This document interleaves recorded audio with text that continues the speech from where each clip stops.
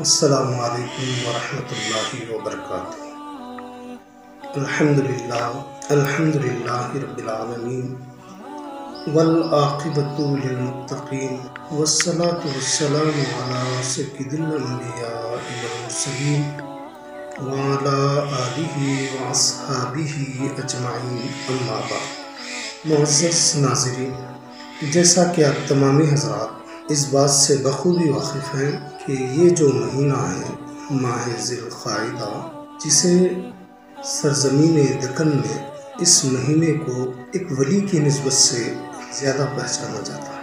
یہ سرزمین دکن کی وہ عظیم ہستی جنہیں شہنشاہ دکن کے نام سے بھی یاد کیا جاتا ہے، جن کا نام نامی اسم گرامی حضرت سید محمد حسینی المعروف بندہ نواز گیسو دراز بلند پرواز رحمۃ اللہ علیہ۔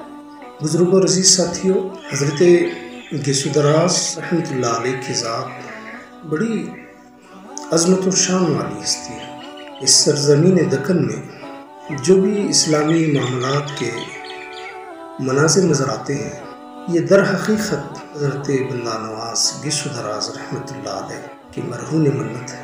آپ کی ذات انتہائی عظمت و شان والی ذات ہے، کیونکہ آپ جن کے فرزند ہیں، جنہیں راجو خطال کے لقب سے یاد کیا جاتا ہے۔ در حقیقت حضرت بندہ نواز گیسو دراز رحمۃ اللہ علیہ 4 رجب المرجب سن 721 ہجری کو آپ دہلی میں تولد ہوئے۔ ٹھیک 7 سال کے بعد غالباً 20 رمضان المبارک 727 ہجری کو آپ اپنے والدین کے ساتھ دہلی سے دیوگیری، جس کا بعد میں نام دولت آباد مشہور ہوا، وہاں آپ منتقل ہوئے۔ بادشاہ محمد تغلق کے دور میں بادشاہ وقت نے اپنے پائے تخت کو دہلی سے دولت آباد منتقل کیا۔ اس میں کئی اولیاء کبار تھے، جس میں حضرت بندہ نواز گیسو دراز رحمۃ اللہ علیہ والدین بھی۔ بڑی عظمت و شان والی ہستی ہیں حضرت گیسو دراز بندہ نواز رحمۃ اللہ علیہ کے والد گرامی، جن کی مشہور کرامت اور جن کی شان جلالت کا حال یہ ہے کہ آج بھی آپ کی مزار مبارکہ کے پاس سے کوئی پرندہ جا نہیں سکتا۔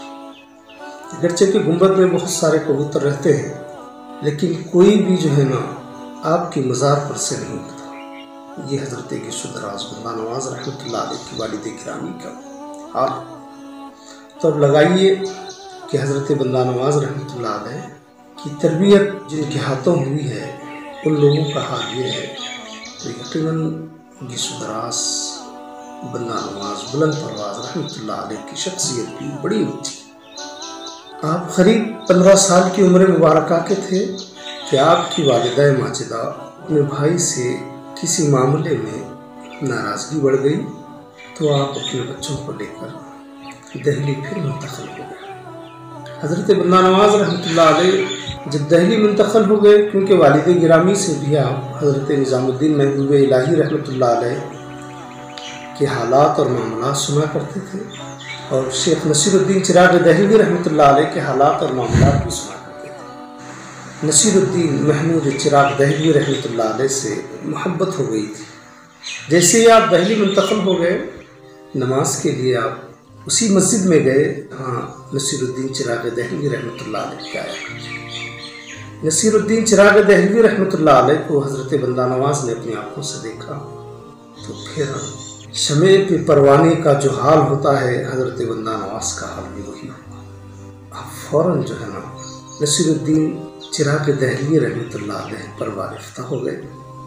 والدہ کو ہمیشہ آپ کہا کرتے تھے کہ میں بیت می سے ہوں گا، تو گویا آپ دونوں بھائی وہاں پر حضرت نصیر الدین چراغ دہلوی رحمۃ اللہ علیہ سے بیت ہوئے۔ بیت کے بعد بھی حال یہ رہا حضرت بندہ نواز کا کہ آپ نے ظاہری علوم کو بھی نہیں چھوڑا۔ ایک طرف ظاہری علوم بھی چلتے رہے، اور ایک طرف روحانی درجات بھی روحانی سلوک کے معاملات بھی ہوتے ہیں۔ جب آپ ظاہری علوم سے مکمل طریقے سے فارغ ہوئے، تو پھر اس وقت تک آپ نے اپنے پیر و مرشد کی خدمت میں بھی کوئی کمی نہ کی۔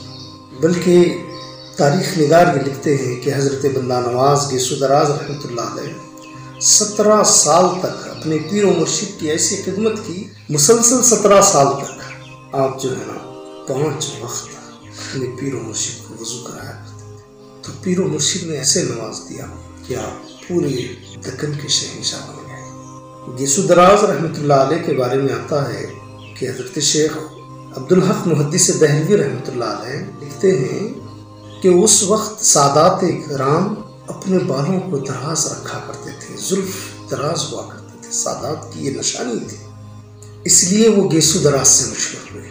پھر ایک روایت یہ بھی بیان کرتے ہیں کہ حضرت بندہ نواز رحمۃ اللہ علیہ جس پالکی میں شیخ نصیر الدین چراغ دہلوی رحمۃ اللہ علیہ سفر کیا کرتے تھے، ایک موقع پر وہ پالکی جب گزر رہی تھی تو حضرت بندہ نواز نے بھی جو ہے نا کھندا دی تھی اپنے مرشد کی پالکی، تو آپ کے جو بال تھے وہ پالکی کے پائے میں اٹک گئے۔ تکلیف بے انتہا تھی، لیکن حضرت بندہ نواز نے گوارا نہیں کیا کہ مرشد کی پالکی کو روکیں اور اپنے بالوں کو اس میں سے نکالیں۔ منزل تک آپ اسی انداز سے رہے۔ جب منزل آ گئی، جب آپ کے سر سے خون بہنے لگا، بال کھینچے جا کر، تو حضرت نصیر الدین چراغ دہلوی رحمۃ اللہ علیہ کو جب اس بات کا علم ہوا تو آپ بڑی ہی عنایتوں کے ساتھ، بڑی ہی محبتوں کے ساتھ حضرت بندہ نواز رحمۃ اللہ علیہ کو بے انتہا نوازا۔ معزز ناظرین، حضرت بندہ نواز رحمۃ اللہ علیہ کی کشف و کرامات اپنی جگہ ہیں، لیکن آپ کا جو علم ہے، جو علم کے لیے خدمات ہیں، بڑی بے مثال خدمات ہیں۔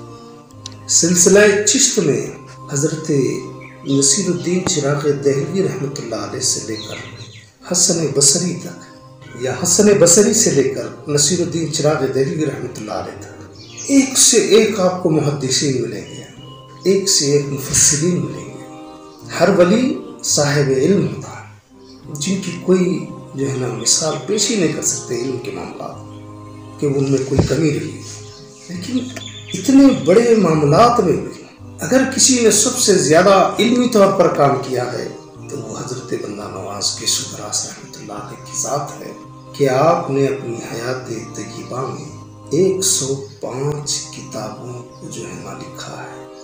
وہ آپ 105 کتابوں کے مصنف ہیں۔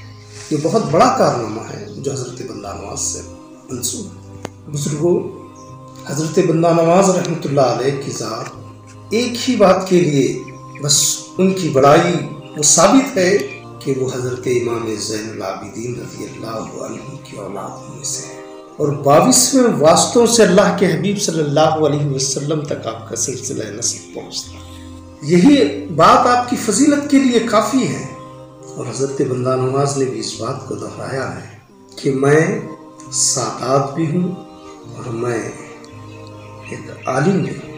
معزز ناظرین، اگر ہم بندہ نواز رحمۃ اللہ علیہ کی سیرت پاک کو قریب سے اگر دیکھیں گے تو ہمیں پتہ چلے گا کہ حضرت بندہ نواز رحمۃ اللہ علیہ کی اپنی پوری حیات پاک میں کبھی تہجد بھی قضا نہیں ہوئی۔